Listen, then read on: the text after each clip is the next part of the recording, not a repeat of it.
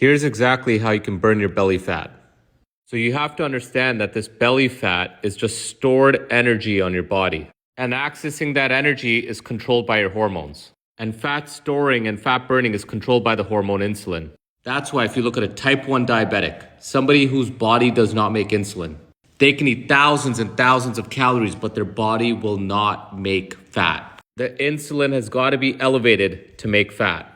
Now this starts right away from your dinner last night. Based on the dinner you ate, that's impacting your hormones. So if you had a high carb dinner like pasta, pizza, high sugary drinks and dessert, well, your insulin skyrocketed.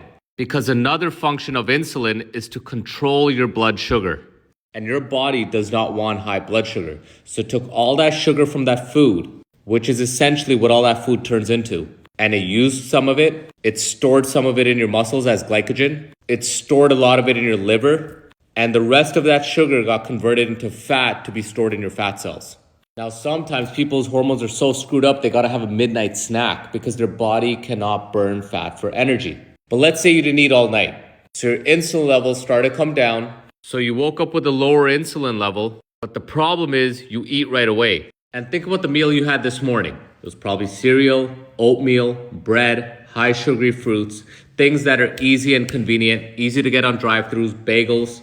And these foods skyrocket your insulin. So all along, you're not being able to burn any of this fat for energy. It's just taking that food and it's storing it as energy, and you just keep demanding more food for energy. And essentially, you're hijacked. You're trying workout plans, you're trying to eat clean whenever you can, but you're eating these high insulin spiking foods, and your body's stuck in storage mode. So let's talk about how to break it. Remember, insulin wants to control your blood sugar. And the lower the blood sugar spike, the lower your insulin. And look at this. Most foods that we think healthy spike our blood sugars. The foods that don't spike your blood sugars are things like protein and healthy fats, like Greek yogurt. Look, same amount of calories, completely different effect on your blood sugar and insulin levels.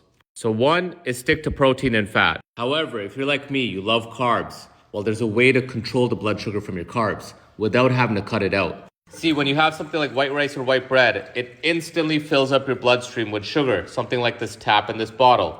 But if you prioritize fiber with your carbs, that fiber acts like a net, trapping a lot of the sugar, slowing down the sugar filling up in your bloodstream. Look at all that sugar the fiber trapped.